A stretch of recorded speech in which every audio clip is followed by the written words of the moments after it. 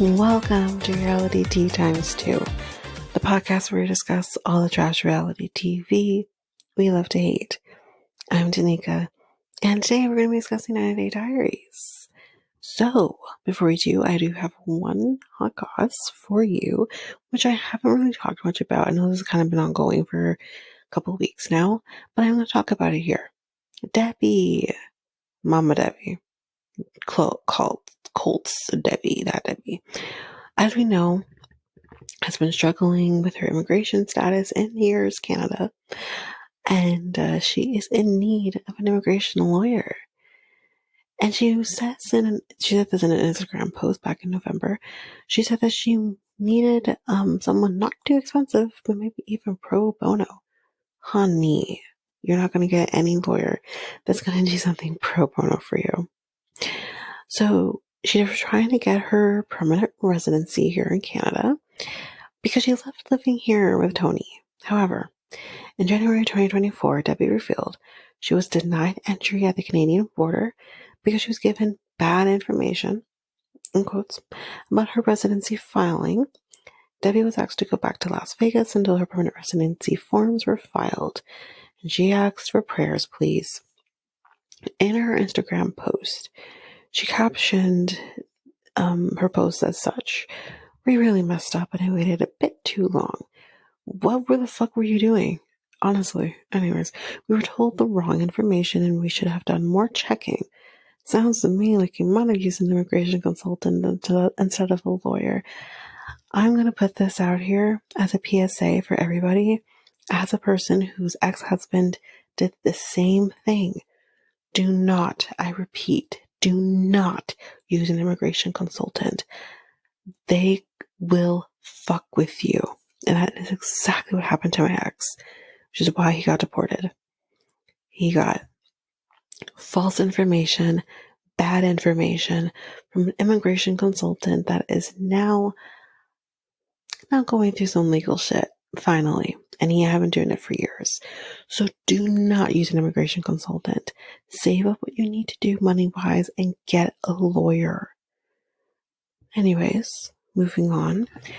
We were in the process of gathering all the documents and information that we needed, and pow! I was told, nope, can't come in.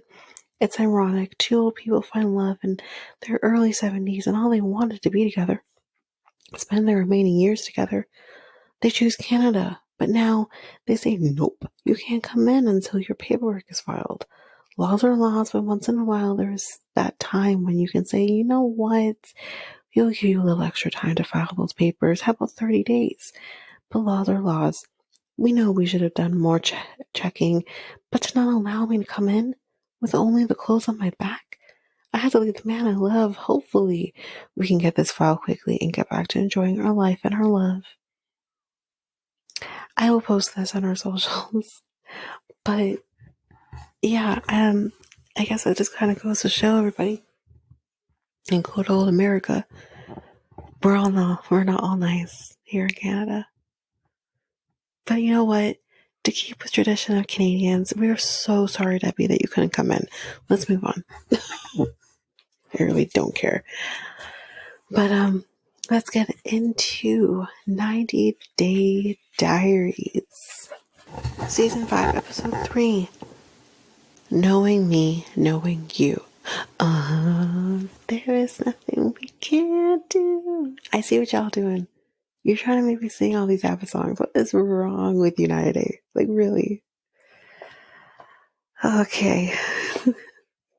First, we start with Emily and Kobe. So, Kobe says that, you know what, they need to move out. Enough's enough.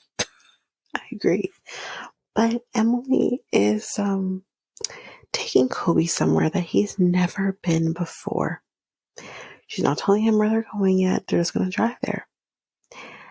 Emily does mention to us, though, that she has started her medication for insulin resistance and she is feeling better. So now we're at this place, this sex shop. And the name of this place is The Lion's Den. Okay.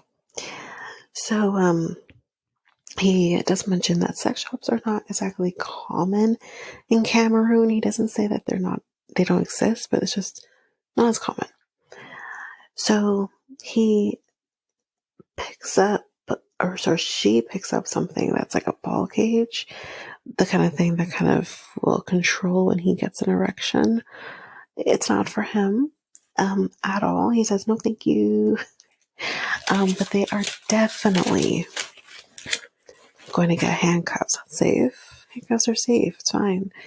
She wants to get the sex game as well, so they can have some fun with that. And yeah, she's like, hopefully I can get some D tonight, girl. So it's a little later, kids are in bed, so let's play a game. He feels awkward doing this in her parents' house. He's like, listen, I don't want to get too freaky that, like, you're yelling and you're screaming and your parents are going to hear everything. And I was like, okay, I hear, I mean, listen. Yep. As long as I is, yep. It's definitely possible. Moving on. So, I do have one question though. I have one question. Emily, just one. What the fuck do you want this man to do with this leg, this cast up the way it is, like all the way up to his fucking thigh? Like it's all the way up. It's all the way up his, like, his thigh. And I'm like, what the fuck is he supposed to do? He can't do anything. I mean, yeah, sure, you can go on top, that's for sure.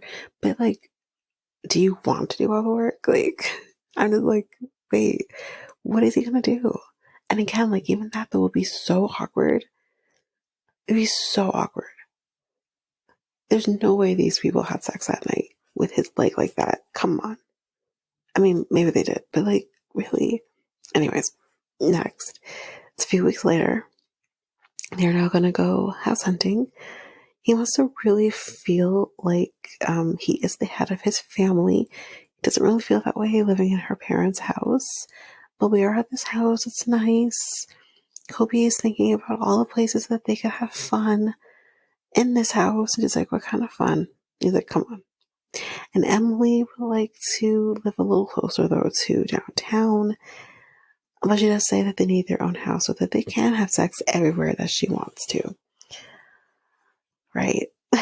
But that's it. That's basically it for Emily and Kobe. Let's move on to Shaeeda and Bilal. So, trigger warning right off the top. If you want to skip this, you can. I would say skip maybe a couple minutes ahead. Because we are going to be talking about pregnancy loss and all that kind of entails. So I would skip ahead maybe 2-3 minutes, and you can kind of hop on with Courtney. So Shaeeda and Bilal. So they tell us that they did have a miscarriage, which I think a lot of us already knew. He says going through it was traumatic. I can imagine. My worst fear. They have this candle that kind of shows like it might be like an angel holding a baby. I'm like, oh my god, it's so sweet. She says she doesn't want to light the candle because she doesn't want it to go away. God. But she doesn't know what the future holds really with them having kids. So we'll see where that goes. But a few days later, they're going dancing. She has 2 left feet, she says. He thinks it might be 3. But anyways, she does step on his foot because the instructor is trying to instruct Bilal to step his left foot forward because the men lead in ballroom, right? So he's about to do it, but instead she's like, oh, I thought she was talking to me, and steps on his foot. Pretty funny.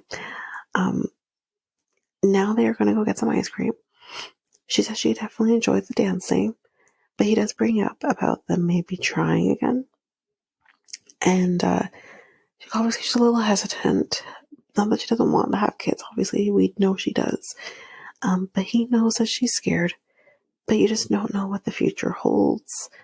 They could have had this miscarriage the first time, but maybe, that doesn't necessarily mean they'll have it again. Like,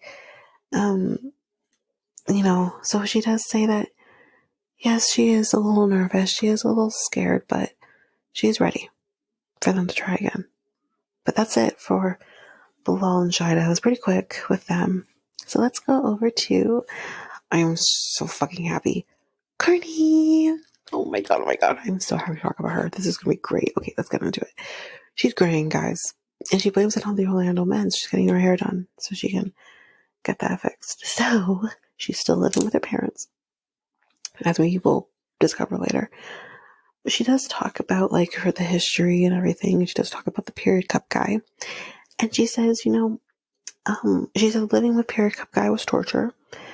And she also says, because I remember she was with another guy afterwards. They broke up. They're not together anymore. She is still doing real estate. She doesn't really have like a type of guy that she wants. She's open, she says. She says her age range is 30 to 100. As long as they're not with an oxygen mask, it's fine. She's fine. It doesn't matter. And I said, bless your heart, Courtney. Why isn't this girl on The Single Life? Why is fucking Chantel on The Single Life? Get me Courtney. What the Anyways, she is going to be doing a dating open house. And I'm like, what the fuck is a dating open house? So a few days later, we are doing this dating open house at an establishment. And it's basically like, it's like speed dating, except not. It's so weird. But anyways, the first guy that comes, his name is Thomas. And she says he's her type. He's 46 and he's an IT consultant. She tells guys right off the bat that she wants a commitment, she wants to be married, she wants to have kids, so don't waste her time type situation. So my guy here tells her that he has been divorced before. He says, you know what, the reason it happened that way is because I was a narcissist. And, I was an asshole, basically. And I'm like, so wait. You were a narcissist? So you're trying to say you are no longer? I've said this before, and I did say, wait for Diaries, and here I am. Sir, there's no such thing as a reformed narcissist. You, sir, are still one. And Courtney, thank God, has enough smarts in her head, says, I've dated narcissists before. You don't stop being a narcissist. So she's going to run from that situation. Next, we meet this guy, Josh, and they're going to play Never Have I Ever. So he says, never have I ever had an orgy. But he's like, but wait, what is an orgy? And she's like, I think like 4 people. He's like, oh, never mind. And she's like, oh my God. But in the moment, she's like, ew. So that's a no. Then we meet Eric. He's a realtor, just like her. So they connect on that. But he has never been married, never been engaged or anything. This is a red flag for her because she's like, why haven't you ever even at least been engaged? Like, his longest relationship was 4 years. But, she does say to him, I'm typically into like Latin men or Arabic men. And I'm like, wait, what? The only person who matches that criteria was Antonio. No guy we didn't see her other boyfriend, but no other guy has matched that criteria. And I'll get to it again. We're going to get back to that. But anyways, completely opposite from this guy. Let's move on. A few days later, her parents are here. And she tells them that, these guys had red flags, so it's a no. And she's like, I'm kind of tired with Orlando men. It's not working out. So because it's not working out, I have booked a flight to Malaysia. She's going to be meeting this guy that she knew before named Mustafa, and who is not either Latin or Arabic. I fucking love her. She's like, I catch flights, not feelings. Girl, that's why you're still single. Maybe you need to stop catching flights and catch feelings. What the fuck? Her mom is kind of like, maybe this is her calling. And I'm like, oh, mom, no. Mom, no. It's not her calling. Anyway, let's just zoom on through Ari and Bini because it's kind of a lot of the same. She has moved out. She's kind of going into this hotel situation. She does have Avi with her while Bini stays in the apartment with Janice. She does decide that she needs to talk to someone who she can get some advice from. Who is that going to be? Oh, her ex-husband, Leandro. Hi. So she does tell Leandro everything that's kind of been going on and whatever. And he's like, so is this it? Or are you going to end it? And she's like, I don't know. I don't know what I'm going to do. And the funny thing that I want to take out of this situation, out of this conversation she has with Leandro is I do wonder sometimes what I would have been if I stayed with Leandro. What? No. Well, you chose to, okay. You divorced him. You chose to leave him. And wasn't there not an overlap between Leandro and Bini? Anyways, meanwhile, with Bini, we see him dancing and they're playing the fucking music that every time I hear it, all I see is Angela twerking. You need new music, I'm saying. So anyway, he's dancing because he has an audition, I guess for Chippendales. I don't fucking know. They're in Vegas, anything's possible. And he's doing an audition for that, or he's going to be auditioning for that. He's practicing with, and Janice walks in. And I was like, well, what are you doing? And he's like, oh, I'm practicing for an audition that I have to do. And she's like, oh, yeah, show me your moves. And he dances on Janice. But he does say, like, this is kind of awkward. Like, I don't want to dance like that in front of Janice. And I said, sir, can we remember when you did butt bongos and leg piano on your ex-girlfriend in front of your mother-in-law and your future wife? I'm never going to let that one go. No one is. Anyways, so we do find out later, a little later on, that Ari is going to be moving back into the apartment because she can't afford the hotel anymore. But they are going to have us talk about things. And she literally says, when they do sit down, because I'm flying on by through this, guys, when she says to him, like, I cannot do this anymore. I'm with a person who doesn't love me. I love him, but he doesn't love me. This is the things that she's saying. She's like, I cannot do this anymore. I feel trapped. I feel like we're not going anywhere. These two are not staying together. From what I understand, they are not together anymore. So, I mean, it's not great when you have a partner that you don't feel loves you, and you feel kind of trapped in this situation, whether it's because you want to make this work for your son, or because of your son, or whatever it is. But yeah, not great. Not great. I guess I don't know if we'll see more of them. But next week it does look like I didn't write down next time on this time, but it does look like we'll see David and Annie going to Thailand, and Jenny and Sumit going to Thailand, and potentially thinking of moving. Sama just gave you her blessing and you want to move already? What the fuck? Anyways, we see them. Not sure who else we see, but we see what's her face from Love in Paradise, who was with what's his name? Jamaican guy. Can't remember his name. So we see her. That'll be interesting to see.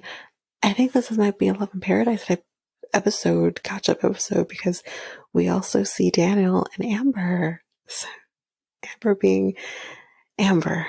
So, but yeah, that's what's to be expected for next week's Diaries. But that is it for this week. So if you like what you heard, please rate and review the podcast on either Apple Podcasts or Spotify. Again, we're on every different podcast app that you desire to use. We're also on YouTube at Reality Tea Times 2. If you want to connect with us, you can do so by going to Facebook or Instagram at Reality Tea times 2, Instagram, Threads, Twitter, TikTok at Reality Tea times 2 pod. You can email us at realityteatimes2@hotmail.com. We have a website at solo.to/reality times 2. Don't forget, I also have another podcast with my friend Mikkel called the Next Take Podcast, where we have conversations and discussions about just about everything. And you can find us at our website at solo.to/Next Take Podcast, YouTube at Next Take Podcast. But that's basically it. Again, don't forget, if you rate and review us on either Apple Podcasts or Spotify, it's a 5-star rating, I will read that on the podcast. But that is it for now. Thanks, guys. Bye.